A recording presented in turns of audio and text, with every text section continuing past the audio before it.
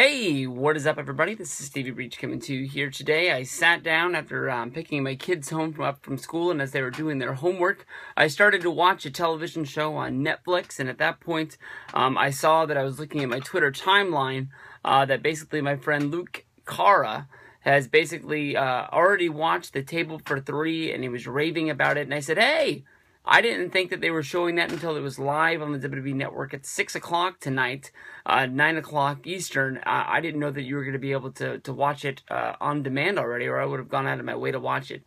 Table for Three is a really good show on the WWE Network. It debuted the week that they were doing the Roddy Piper tributes, and they showed the first Table for Three.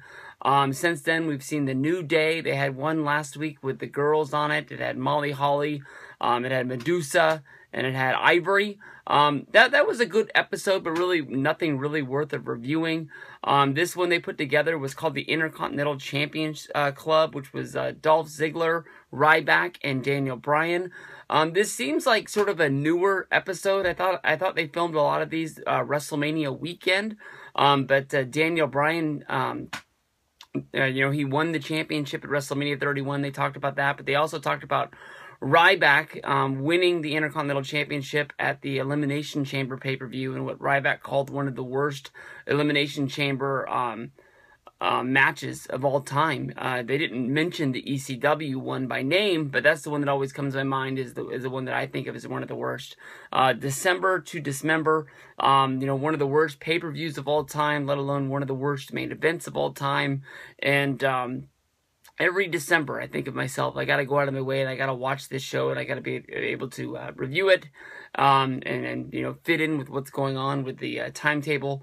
But every year I sort of look at it and I'm just like, I can't put through myself that 3 hours of, just killing me. But I don't know. When I think back at that Intercontinental Championship match that Ryback won the title at the Elimination Chamber, honestly, I don't really think of it being a bad match. I know that they had the mishap with the chamber section, the pod, breaking open and Mark Henry being released from his pod. And I honestly didn't know that it was really a mistake. I thought it really fit in with what was going on with the match, that like Mark Henry broke his way out of his pod because he wanted into the match so bad. I think that everybody sort of fit their point of getting in there and banging it around. I like the fact that when the show opened, all three members were trying to put together why they were there. It sort of just seemed like they picked names out of a hat, and they sort of had to put it together that they all were, former Intercontinental champions. They were all sort of guys that battled around the mid-card, and it was like they almost made up the topic of their show on their own. Basically, they were joking about, was this a meeting of all guys that had been hurt by Ryback? Talking about Daniel Bryan. I think he received a concussion from Ryback, but I'm not 100% sure.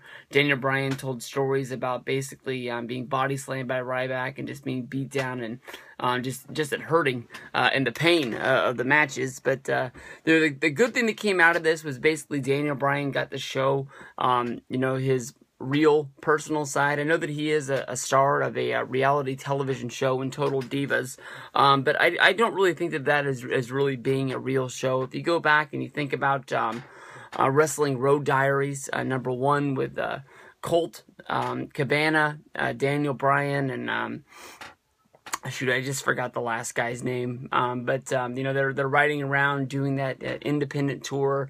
Daniel Bryan's about to get signed up by WWE, and everything that goes along with that story. But that sort of shows the real Daniel Bryan, that what he's like day to day. But to me, honestly, they told a lot of stories that went along with things that have been said on other podcasts. I think that's sort of becoming a sort of running thing with the WWE Network when they have these, behind the curtain style shows, is that they know the stories that, get talked about on podcasts, whether it's on the Stone Cold Steve Austin podcast, whether if it's on the Chris Jericho podcast. They know the stories that, get going and the fans really enjoy, and then they just have them tell them over again. And it doesn't make a lot of sense to me, because I want fresh, new sort of topics that I've never heard about before. I want to hear stories that I've never heard before. Of course, they brought up Ryback versus Panera Bread and the Panera Bread Company. How that basically Ryback was riding with Daniel Bryan and Cody Rhodes, and they chose where they were going to go eat, and Ryback didn't want to go eat there because he didn't have food for a guy like him.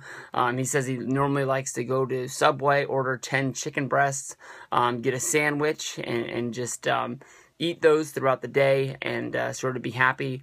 At Panera, there's all these bread sandwiches and salads and things like that. He said he ended up having to order like 10 steak and chicken salads, which ended up costing him $100 for his meal. Then I started wondering how much Subway was charging him for those chicken breasts. You know that they can't be cheap. You got to hope that maybe you go in there and they're a wrestling fan and the guy just sort of hands them to you, gives you a little wink. You pay for your $5 foot long, and you're off and on down the road. But Ziggler was awesome on this show. Daniel Bryan was awesome on this show. Ryback was great on this show. I didn't really have the sort of thing annoying me that you know, they were revolving around eating. They sort of talked about when Daniel Bryan and Ryback both received water, and when they brought Dolph Ziggler, it looked like he ordered a Mountain Dew or something with like that kind of a color, and they started talking about taking vitamins and the fact that when you take vitamins after about an hour, you go to the bathroom and you pee and all that color comes out, and it's like, all right, it's doing something, it's working for me, and you feel like you're getting your money's worth out of it. But this was a great show. This was a great episode. Honestly, when this show ended at 30 minutes, I was really surprised. I really didn't feel like they gave it enough time. They could have gone for an hour. These guys never, stopped talking. They never had boring subjects.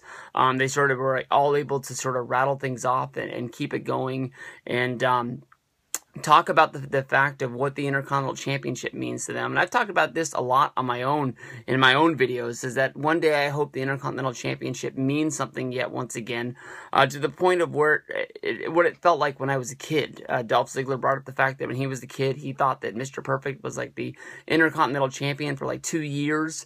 Really when it comes down to it is because the pay-per-views were so spaced out.